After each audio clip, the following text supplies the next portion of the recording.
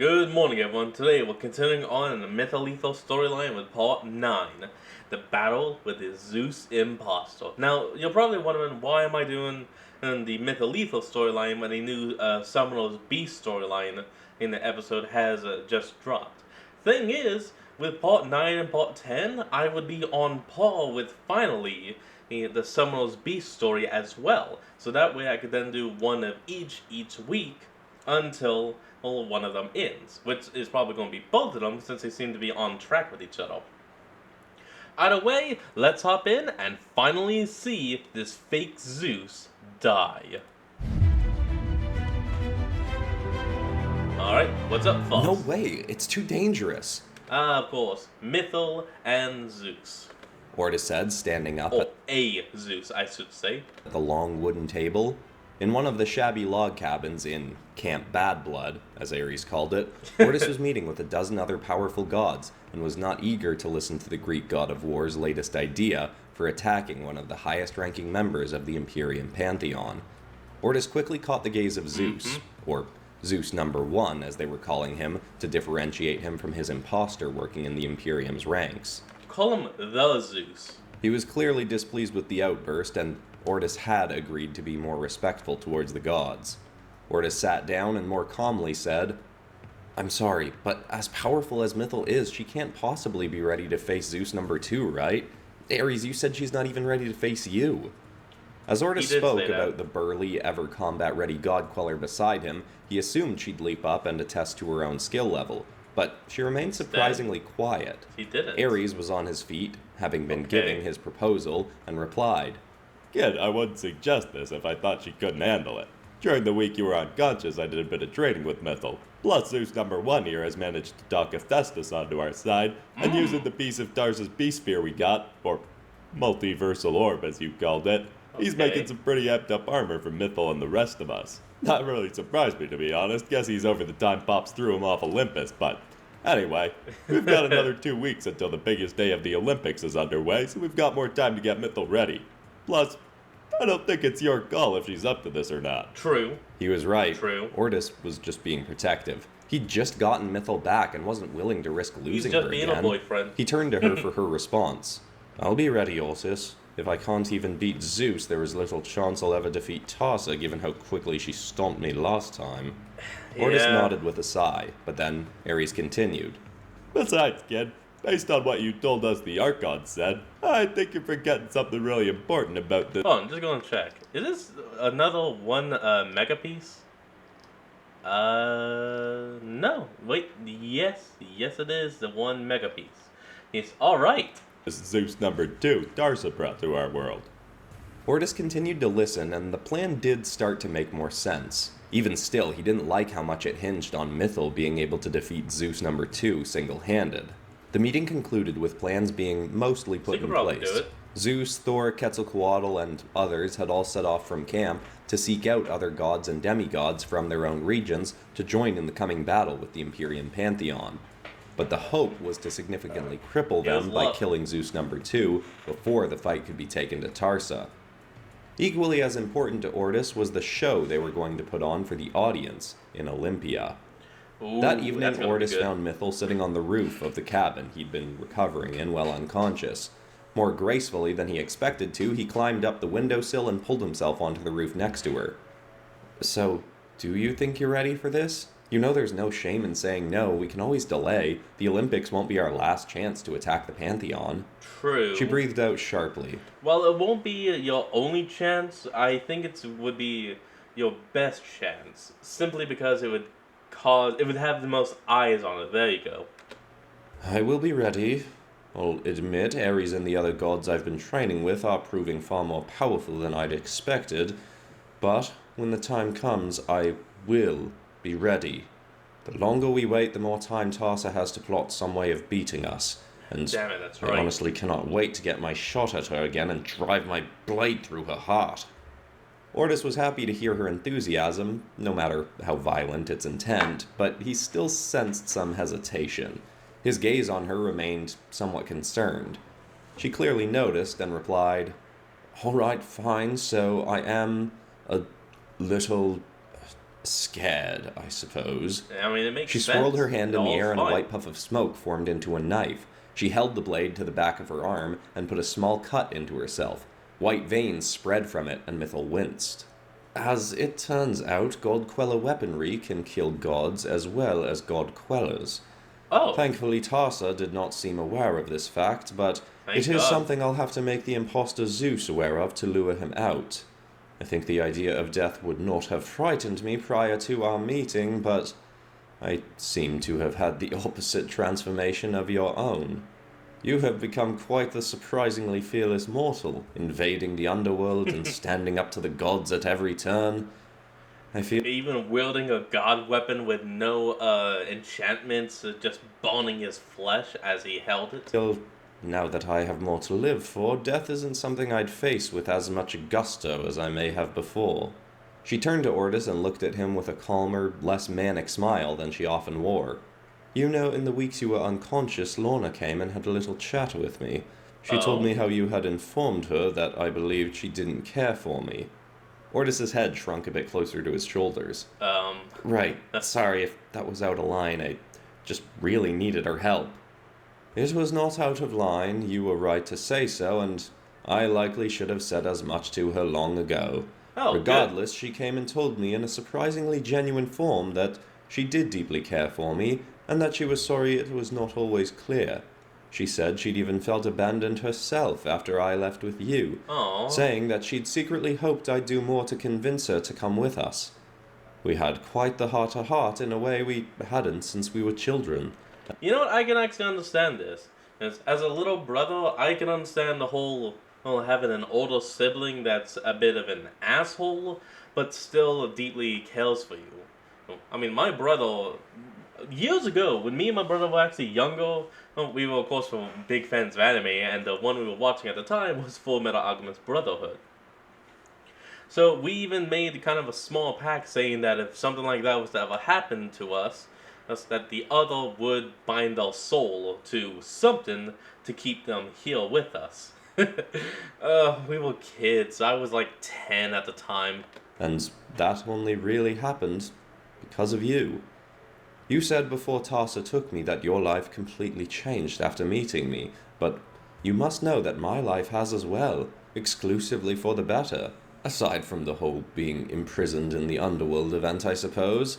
So, yes, I do now have the slightest amount of fear of death, because I actually have something to lose. Instantly, her eyes returned to their usual fight-ready gaze. But that will not hold me back. I still crave to slay the Imperium Pantheon and have no intention of allowing them to get me even remotely close to my final breath.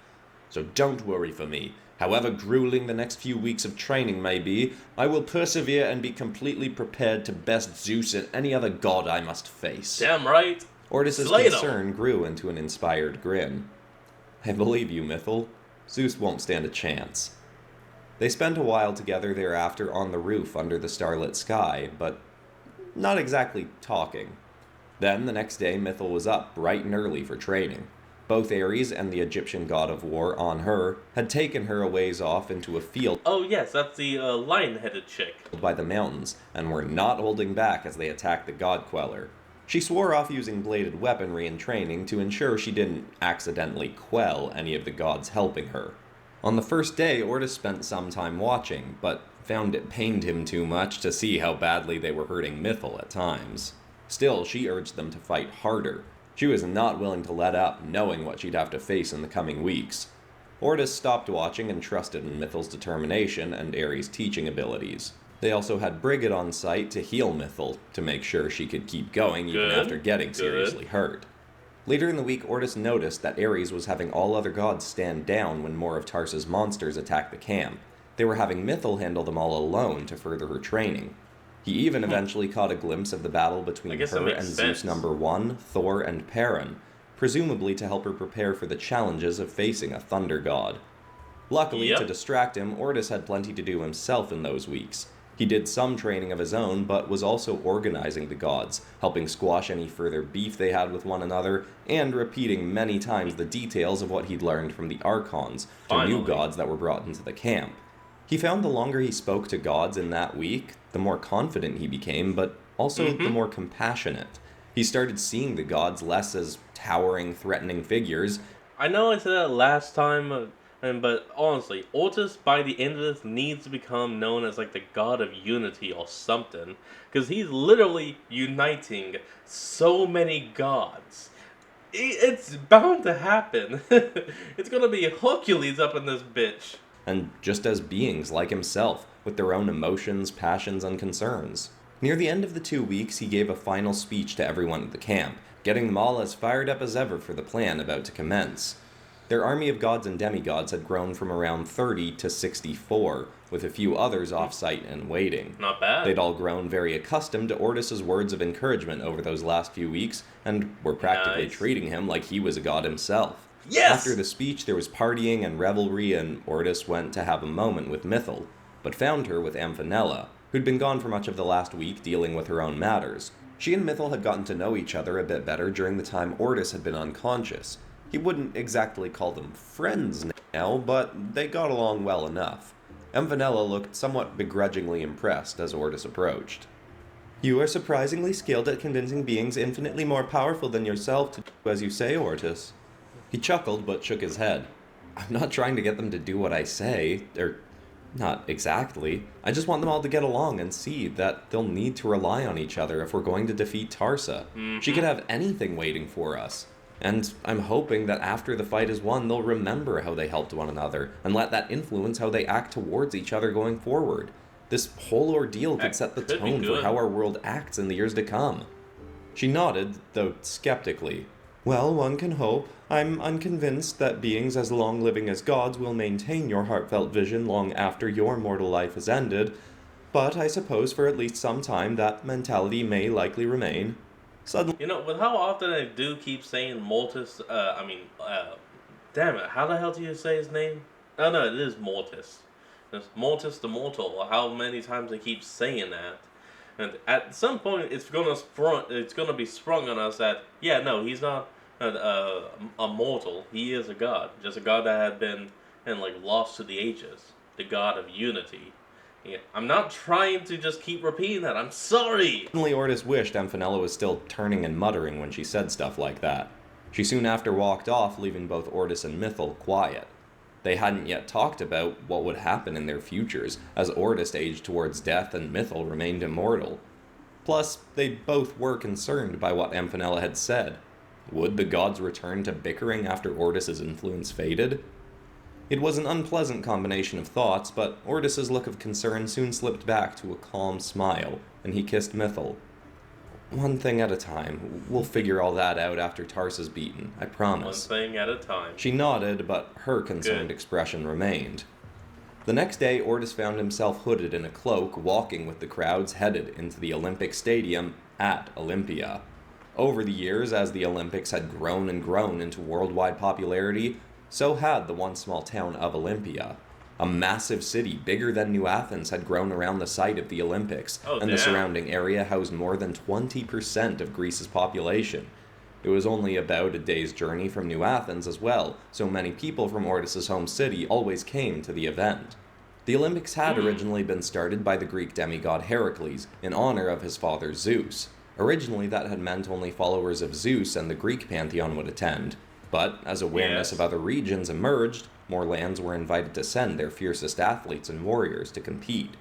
Zeus was in attendance every time Literally the Olympics. they occurred, but this time the imposter Zeus had extra security in the form of a crimson light barrier around his elevated stone booth from which he watched. He also had Ares' daughter, Harmonia, by his side. Oh crap. Ortis was eager for her and again. everyone in the stadium to see firsthand that this Zeus was a fake. Tarsa had seen that Ortis's rebellion had Well, I mean, no, not a fake, just not of this world. freed the original Zeus from Yomi, and she'd gotten ahead of them by sending messengers to the people of many major Greek cities. She had them proclaim how a group of dangerous deities had been tricked by the God Queller into attempting to overthrow the Imperium Pantheon and hurl the world into further chaos and war. She also claimed that Ortis's group had gone so far as to disguise one of their own deities as an imposter of Zeus, with the intent to trick the world into thinking he was the real leader of the Greek gods and had turned on Tarsa. It was a clever way to make Ortis's rebellion sound like liars if they revealed their own Zeus, but luckily the deception played well into their plans. That is, if everything did go according to plan.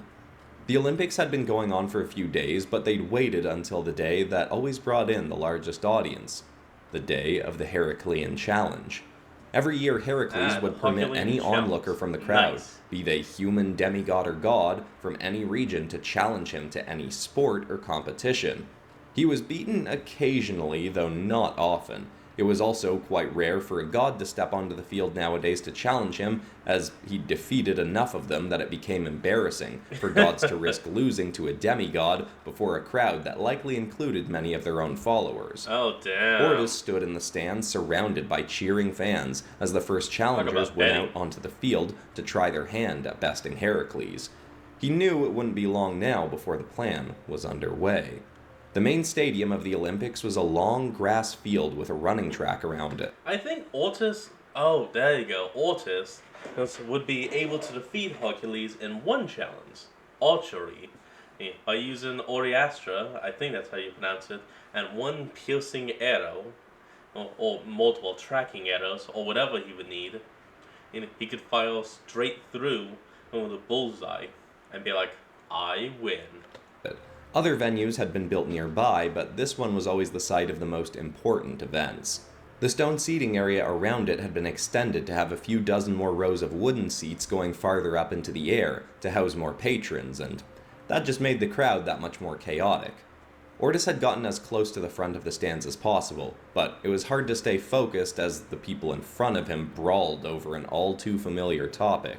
You better shut your gob about Odin. At least he's not a traitor to humanity who shacked up with that muscle-headed Tarsa. Bellowed a semi-inebriated man with broad shoulders and a thick mustache. Drunk. The man he was yelling at was shorter but still well-muscled himself and shoved the man into the people behind him. Insult Zeus again and I'll report you for treason, Norse swine. Don't forget you're a guest in our territory. Boo. Soon after, a woman boasting for the Slavic pantheon chimed in and told off the bickering men who then also started yelling at her. It was disheartening to hear, but Ortis tried to remain with his head in the game, knowing that if all went well, these kinds of arguments would become far more infrequent. He tried to just repeat in his mind over and over, "You can do this, Mythal. You can do this." An hour into the event, Heracles had defeated a few dozen challengers in running, jumping, wrestling, and even in chariot racing, in which he was towed by what seemed like a reborn version of the man-eating mares of Diomedes, creatures he'd captured in one of his fabled labors. Finally, upon making another call for challengers, Heracles and the crowd were met with a booming voice that rang out from the field near him. Here we go. I've got your next challenger right here, bro. Ares appeared in a puff of smoke with Mythal beside him. She was clad in new, light, but durable armor, forged for her by Hephaestus, using both enhancements from the multiversal orb shard and from studying Thor's enchanted belt of strength, Megingjord. With that, Mythal could lift any weapon imaginable, no matter how mighty. Not that she'd need one for this first part of the show. Much of the crowd muttered, and some cheered at the sight of Ares. Zeus and Harmonia both stood up from their seats, but remained behind their barrier. Ares continued. You go ahead and pick the sport, Heracles. Whatever you pick. Mythal here can beat you at it. Many in the crowd were confused, but some began to boo and jeer. Mythal seemed to be enjoying it. Heracles turned briefly to Zeus number 2 in his booth, then back to Mythal. Well, Ares, I gotta say, looking at this pretty gal does make me wish we still did the Olympics in our birthday suits. But honestly, you had me excited here for a sec. I kind of forgot. Old-fashioned Olympics, thanks, well, pretty much 100% nude. Thinking I'd get to face you. Tell you what, I'll race this random friend of yours, but when I win, then you and I are gonna... Before he even finished speaking, in a burst of white smoke, Mythal darted onto the track and ran around it in its entirety in a matter of seconds. The crowd was stunned. Oh! What's the matter, demigod? Was that faster than your best time? We could do jumping instead. Mythal crouched down and sprang up into the air, leaving a small crater in the dirt from where she'd taken off. She soared 100 feet up before falling back down. Oh, is that actually going to be a Cyclopean Minotaur? That's actually going to be pretty awesome. And landing right next to Ares again. Too high. We could attempt the discus throw instead. Ares tapped the runes on his chest, and a red ring of weapons appeared behind him. Mythal grabbed a large round shield out of it and hurled it with all her might straight up into the air. It flew so high so fast that it burst a hole in the clouds above and kept going. Holy I shit. wouldn't wait for it to return. It could be a few days, if it even comes back down at all. The crowd continued to mutter in confusion, though some were starting to show signs of excitement as I'm Ares loving addressed this. them all.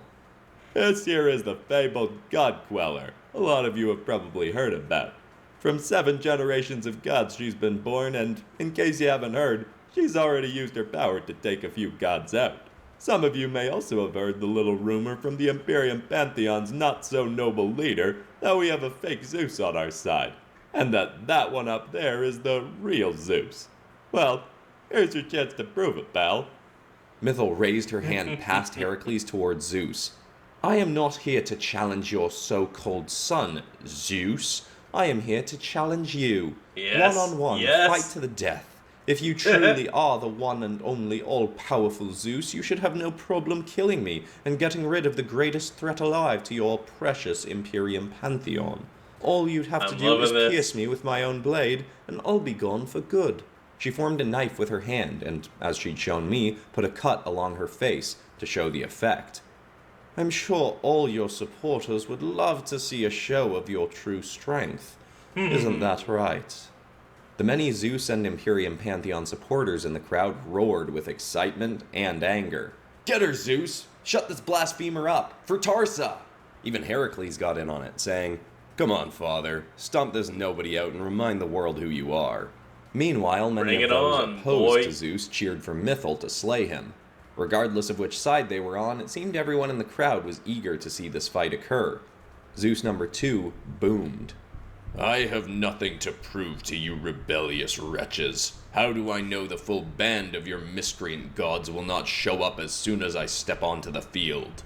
Harmonia looked at him uncomfortably, clearly thinking what many others likely did, that he was sounding cowardly.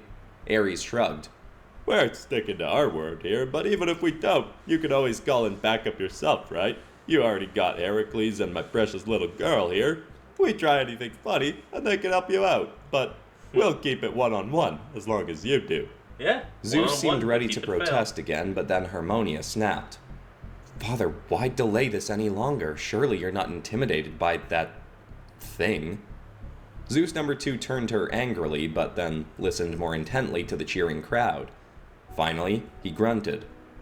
Fine. Let's have at it then. Here you will we come go. to regret this, God Queller. You as well, son. Ares smirked. Yeah, whatever you say, bro. Zeus stepped through the red portal and a swirl of clouds and lightning appeared around him as he hovered down to the field. The crowd cheered wildly. Ares waved away his ring of weapons, surprising even Ortis. He thought Mythal would take a weapon from Ares to enhance with her powers, but it seemed she had enough faith in her God Reaper weapons to not need more. It felt risky, but Ortis knew he had to trust her. She had trained hard. Heracles and Ares both marched off to the front row of stands to watch as Mythal and Zeus squared off. Zeus landed on the ground and slowly held out a hand. Lightning exploded down from the sky into his palm, burning the grass around him and forming his mighty thunderbolt blade, which appeared smaller in his hand than it had in Harmonia's. The crowd went quiet. I wonder what it actually looks like. I mean, we get it described, but I don't think he's actually drawn it. No, wait, I think he did draw it before in Harmonious' hand. I'm probably just not remembering it. Oh well, moving on. Then, Zeus said, Whenever you are ready, urchin. Mythal crouched down and slowly raised her arm out behind her.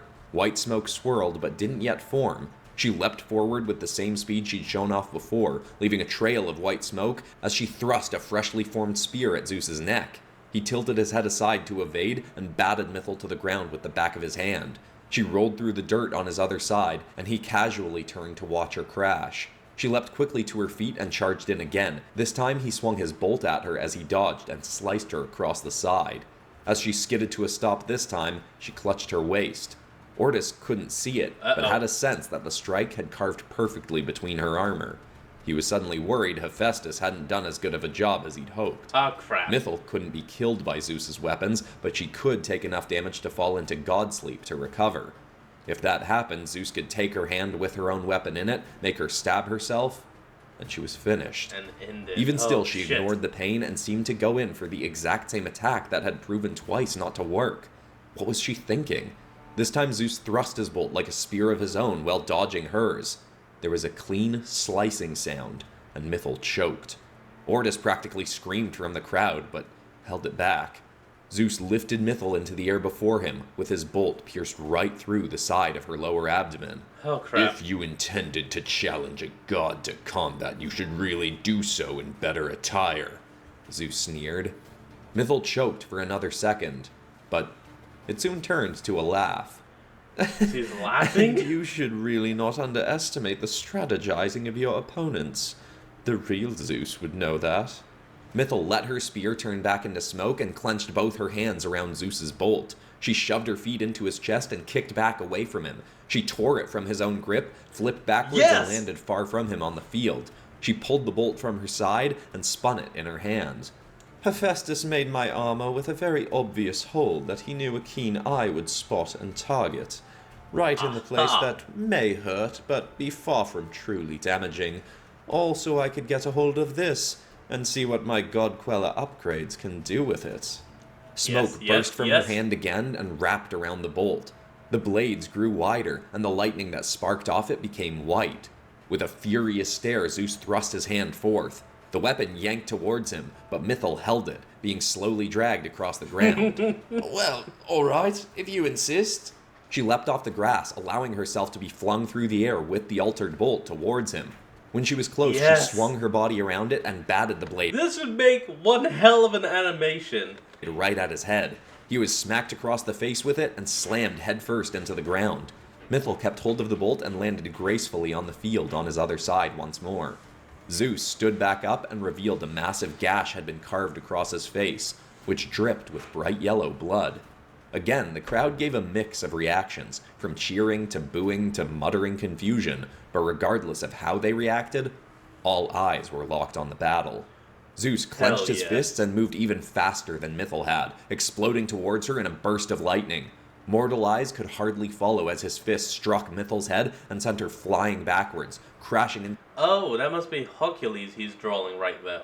I'm guessing because appears to be a lion head on his chest, which must be from the Nemean lion. You know, one of the 12 labels of Hercules' story.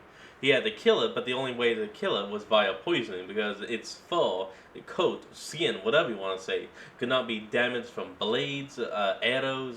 There was literally nothing could harm it, so he had to poison it. Into the stone wall, atop which Harmonia was still watching from the booth.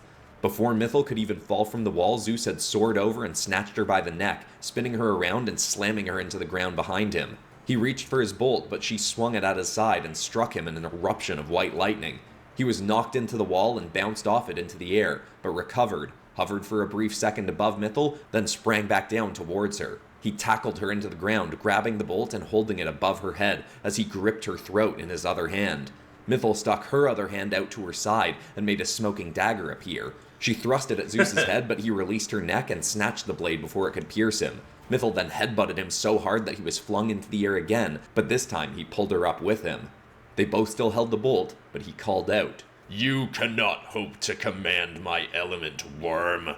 Clouds instantly formed above, and dozens of bolts of electricity exploded down from them onto the combatants, seeming to charge up Zeus, but making Mythal cry out in pain. She finally released This story really pulls you in. the bolt and fell back to the ground, stumbling on her heels as she landed. If taking that weapon was meant to be her main advantage against Zeus, she'd now lost it. The fake thunder god hovered down to be just off the ground and aimed his weapon at her. A pillar of lightning fired towards Mythal and she made a shield appear in front of her. The beam struck and slowly pushed her backwards. Electricity sparked around her shield and struck her body, making her twitch and flinch. Ortis worried at any second she'd succumb to the shock and be engulfed by the beam, but tried to remind himself that nothing could get the better of Mythal's determination. Damn right! Zeus called out over the crackling lightning. What part of your feeble pitiful mind actually thought you could defeat Zeus, the god of thunder. As soon as he said that, though, Mythal dug her feet harder into the ground and stopped sliding backwards. She took a step forward, then another, and another. Zeus He's called pushing down back. more lightning from the skies to charge up his beam further, but no matter what he added, she kept on coming. Lightning exploded off of Mythal so much that it was nearly impossible to watch what was happening as she got closer and closer. Finally, she was within reach of him and thrust her shield upwards, knocking away the bolt's aim to the sky. She smashed the shield into Zeus's face, then split it into two and let both pieces reform into large white God-Queller gauntlets. She punched him in the face with each one as he tried to swing his bolt at her. She dodged under it, then leapt over another swipe and continued hammering Zeus in the face. She smashed a fist into his stomach and sent him stumbling backwards, but darted around behind him and pounded him in the back of the head, knocking him to his knees. She started darting all around him in streaks of white smoke, hitting him from every angle. Hold on. Okay, sorry about that. I think we're back. He tried blindly swinging his bolt around him, but she punched it out of his grip and kept hammering away until he dropped his hands to the ground, panting furiously. She finally stopped, standing above him as she said, "To answer your question, I'm not sure I could defeat the real Zeus quite yet, but I can certainly defeat you." Two blades suddenly appeared on the ends of Mythal's God-Queller gauntlets, and she raised one slowly into the air. Zeus desperately grabbed a small dial from under his armor and crushed it in his fist. A shockwave of lightning burst around him, and when the light of it cleared, a creature had formed behind him. It was like a 20-foot-tall cycloptic minotaur with electricity sparking from its fur and horns. The crowd started booing. Even some of the Zeus fans seemed to be quieting their cheers. The monster punched its burly fist towards Mythal. She raised her gauntlets to block, but was pushed back across the field by the strike. She was hardly injured, though, and said, "This was meant to be a one-on-one fight, was it not? I don't think your adoring fans approve of that move, false god." You left me no choice. You are a demon who must be stopped by any means necessary. Good guy with dignity, bro. He said, stumbling away as his creature stomped towards Mythal. "Come now, would the real Zeus go back on his word? I tell you what, everyone," she said, addressing the crowd. "Why don't we ask him?" Suddenly, there was a burst of lightning in the clouds above, revealing a draconic silhouette. Soaring down through the skies, coming quickly into view, was Quetzalcoatl. But astride his back, holding onto his feathers, clad in similar armor to Mythal's, was Zeus #1, bolstered further by wielding Thor's hammer, Mjolnir. The entire crowd was on their feet. Oh, and he has Mjolnir! Fuck, this is awesome! Looking up at the other Zeus soaring down to the battlefield. The Cyclotor Zeus #2 had summoned swung its head towards the approaching deities, and from its horn shot a beam of lightning. The real Zeus simply held forth Thor's hammer, and the entire approaching beam absorbed right into the weapon. He leapt off the mighty Aztec god, landed on the ground before the Cyclotor, and swung the hammer up. The creature was struck in the jaw and hurled backwards into the same wall Mythal had struck earlier. Zeus #2 tried to maintain some sense of composure as he grabbed his thunderbolt from the ground, still retreating. What are you doing here, imposter? You see, everyone, the God-Queller had planned to call in help regardless of what I did. Harmonia, Heracles, by my side now. Heracles ran from his spot next to Ares and leapt over to the imposter Zeus's side. He rolled his shoulders back as if getting ready to brawl, then turned and punched the imposter in the face with all his might. Zeus #2 rolled across the ground and quickly pushed himself back up to his feet, staring furiously at the demigod. "Sorry, Zeus #2, but my real dad got to me about a week ago and told me what was what. Been waiting to hit you like that ever since. But at least it was fun watching the pretty God-Queller bat you around." The imposter then looked back up at Harmonia, who was standing on the edge of the booth, halfway through the red barrier. She said, "They attempted to sway me as well, but I was not convinced. Though now I fear they may have been right about you. Damn They told me they'd hold back their additional forces until you went back on your word. I didn't believe you'd do it because my true grandfather would never be so cowardly." The Cyclotor recovered from its blow and charged at the real Zeus once more. He glanced back and tossed Thor's hammer into the air. You may do the honors on the beast, God-Queller. Mythal snatched the sparking hammer out of the air, but nearly fell back as she grabbed it. By the gods, this is incredibly heavy, even with the enhanced armor. Yeah. Still, her white Godqueller smoke appeared on the weapon, extending the handle to make Mjolnir easier to grip. She then spun around in a circle and hurled the hammer at the monster. It struck it in the chest, punching a hole right through it. Oh, damn! The hammer collapsed to the ground behind the Cyclotor, shaking the entire stadium. Then, the creature fell soon after. Finally, the real Zeus marched towards the imposter. Mortals, demigods, and gods alike. As you're all aware, only the God-Queller can kill a true god.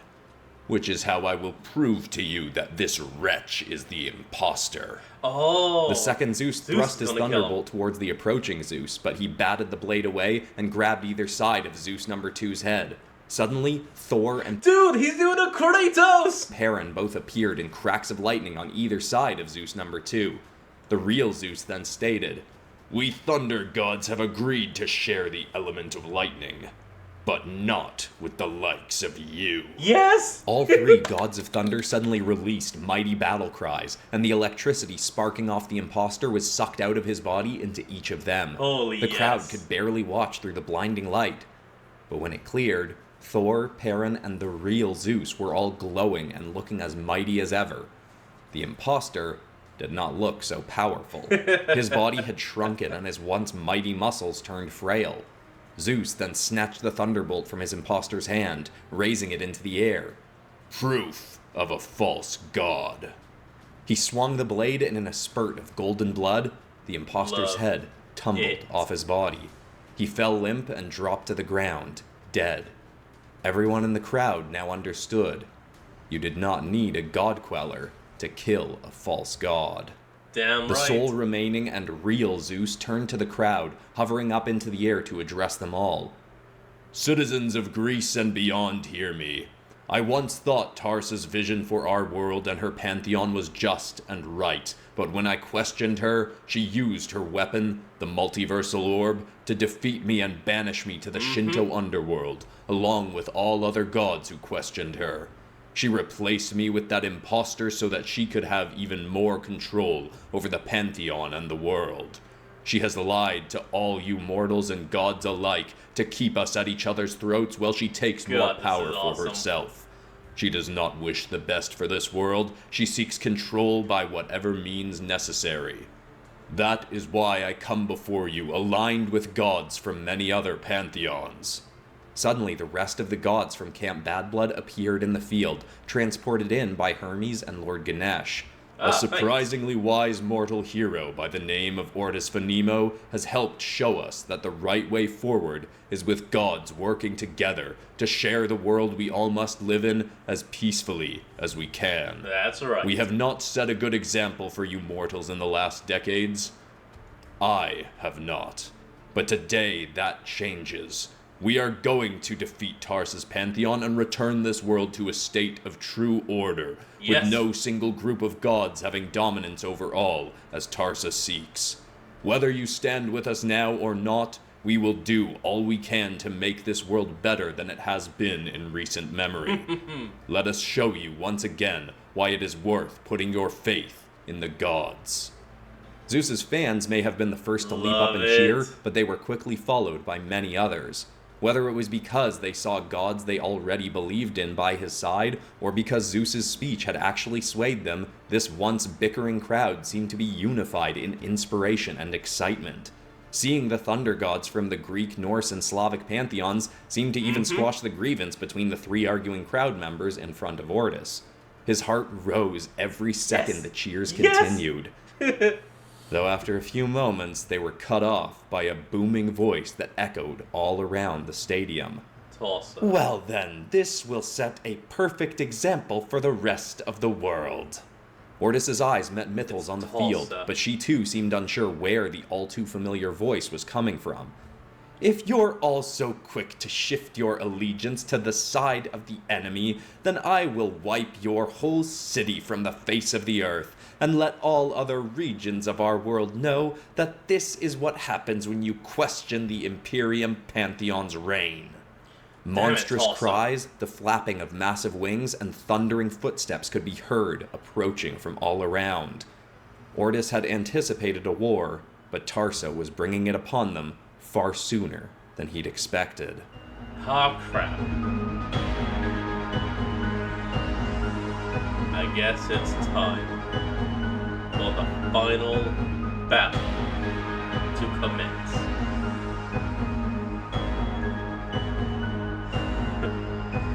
Oh, and of course, like always, his artwork is just fantastic and amazing. Love it. Love it.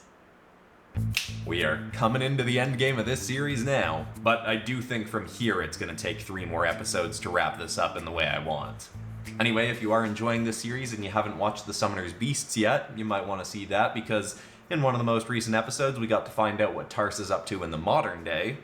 And get very excited because I have another new series starting up soon now that Vigilance is done called Starseed Psyche, which I made a pilot of about a year ago, but am going to be starting over with a lot of the same ideas from that pilot episodes, but I'm doing a new episode 1 for it. And I have another writing advice video coming up because a lot of people seem to really enjoy that one, and I had fun making it. But anyway, besides all that, that's all for today, except of course for ending this video on some kind of positive or inspiring note, and the thought I want to leave people with is a quote I read this week from a man named Adam Grant, who was talking about careers, but you can apply this to a bunch of different areas of life. Who said, if you're considering making a career change but are worried about taking a step backwards, keep this in mind. It's better to lose the past 2 years of progress than to lose the next 20 years doing a career you don't enjoy. But I would almost add my own little edit to that and say that whatever you've done in the last 2 years, it's almost guaranteed that that wasn't a waste of time. Whatever you have been doing, you've probably been learning some skills that are applicable to the thing you actually want to do. So even if it has been in a career that ultimately you didn't want to do long term, those last 2 years I doubt were completely a waste of time. There was likely still some progress you gained in them that you can use going forward. I hope that's inspiring. I love you all, and I'll see you all in the next episode on Friday. Goodbye. Alright everyone, well that's going to be the end of today's video, and I hope you all enjoyed this. I know I didn't really say a whole lot about this because, for one, the story kept drawing me in, the artwork is amazing, I don't know what to say when it's just so damn good. All I can say is check it out and support the original creator and all they do, and I'll see all of y'all next time when we flick back on. Till then, this is Fox, signing out, peace.